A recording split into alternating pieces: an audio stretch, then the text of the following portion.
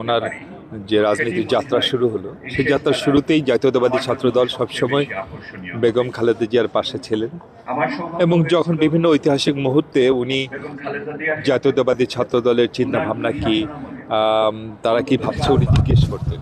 এবং আমার যতটুকু মনে পড়ে যে সব সময় আমাদের চিন্তা ভাবনার সাথে বেগম খালেদা জিয়ার চিন্তা ভাবনার একটা মানে এক ধরনের একটা মিল আমরা সব সময় খুঁজে পেতাম। যেমন বলি, একবার আমরা লং মার্চে যাচ্ছিলাম, ওইখানে নারায়ণগঞ্জের ওখানে সাইনবোর্ডের ওখানে সেই আমাদের যে লং মার্চ সেটিকে আটকিয়ে দেওয়া হলো। দিয়েছিলেন ওখানে একজন কুখ্যাত সন্ত্রাসী, আপনারা সবাই তাকে চেনেন। তিনি ওখানে কিছু গুন্ডা পান্ডা মাস্তান দিয়ে ট্রাক উল্টা করে রেখে রাস্তায় ব্যারিকেড তৈরি করেছিলেন। তখন অনেকেই আমাদের নেত্রীকে বলেছেন যে নেত্রী, সামনে আর যাওয়ার দরকার কি, চলেন আমরা ব্যাক করি। তখন আমাদের নেত্রী বা আমরা তখন আমি তখন ছাত্র দলের সেক্রেটারি ছিলাম।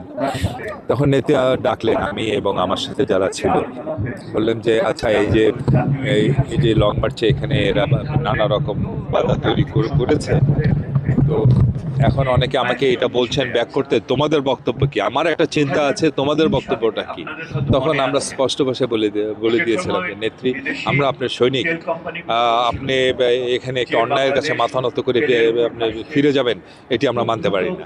তখন নেত্রী বললেন যে তোমাদের চিন্তার সাথে আমার চিন্তা এক অদ্ভুত মিল।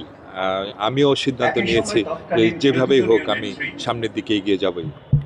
তারপরে এক পর্যায়ে সেই সন্ত্রাসীরা তারা সরে গেল, তারা পালিয়ে গেল এবং আমরা আমাদের নেত্রীর নেতৃত্বে আমাদের যে লং মার্চ, আমাদের যে লক্ষ্য ছিল সেখানে আমরা পৌঁছলাম এবং পরে আমরা সেই রাস্তা দিয়ে পরে আবার ফিরে আসছিলাম। সেই লং মার্চটা সফল হয়েছিল। এরপর দেখেন 1986 সালের দিকে যখন হোসেন মোহাম্মদ এরশাদের বিরোধী আন্দোলনে যখন এরশাদের পতন মাত্র সময়ের ব্যাপার, একটি সময় যখন আরেকজন নেত্রী জনগণের সাথে বেইমানি করে জনগণের পিঠে হাত করে চলে গেলেন নির্বাচনে, তখন আমাদের নেত্রী ছাত্র দলের উপরে ভরসা রেখেছিলেন। উনিও তখনও আমাদের মতামত নিয়েছিলেন এবং আমাদের মতামত এবং ওনার মতামত এক অদ্ভুত সমন্বয় হয়েছিল। আমরাও বলেছিলাম যে কোনো আপোষ নয় এবং আপোষের কোনো আপোষ আমরা দেখতে চাই না। নেত্রী বলছে আমিও তোমাদের সাথে একমত, এই লড়াইয়ে আমরা জনগণের সাথে, শহীদের রক্তের সাথে বেইমানি করব না। এবং উনিও ঠিকই সেই নির্বাচনে যাননি।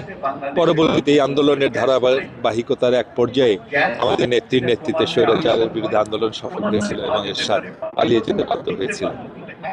এরকম জীবনের বেগম খালেদা জিয়ার জীবনের বিভিন্ন সময় যখন আমরা একটু সিনিয়র হলাম, তখন তো আমরা একটু চাইলেই ওনার কাছে যেতে পারতাম, ওনার সাথে কথা বলতে পারতাম এবং আমরা আমাদের রাজনীতি অনেক কিছু ওনার কাছ থেকে শিখেছি। অন্যায়ের বিরুদ্ধে আপোষ না করা, কিভাবে অন্যায় অত্যাচারের মুখে নিজের নৈতিকতা আদর্শ ধরে রাখতে হয়, এসব কিছু আমরা ওনার কাছ থেকে শিখেছি।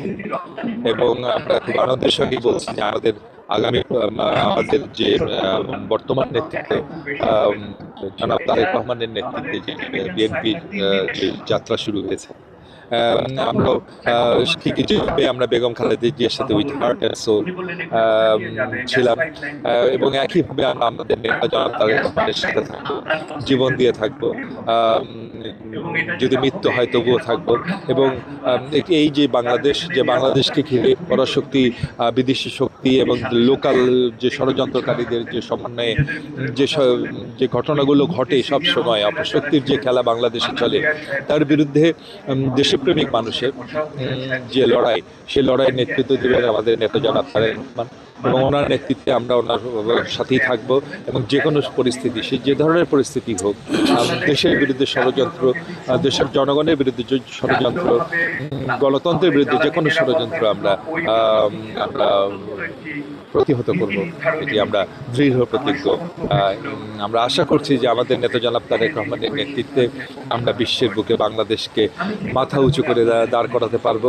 যে স্বপ্ন দেখেছেন দেশকে ঘিরে শহীদ রাষ্ট্রপতি জিয়া রহমান, যে স্বপ্ন দেখেছেন দেশকে ঘিরে বেগম খালেদা জিয়া, যে স্বপ্ন দেখেছিলেন দেশকে ঘিরে এদেশের মুক্তিযোদ্ধারা, সেই স্বপ্নের বাংলাদেশ আমরা জনাব তারেক রহমানের নেতৃত্বে প্রতিষ্ঠা করব।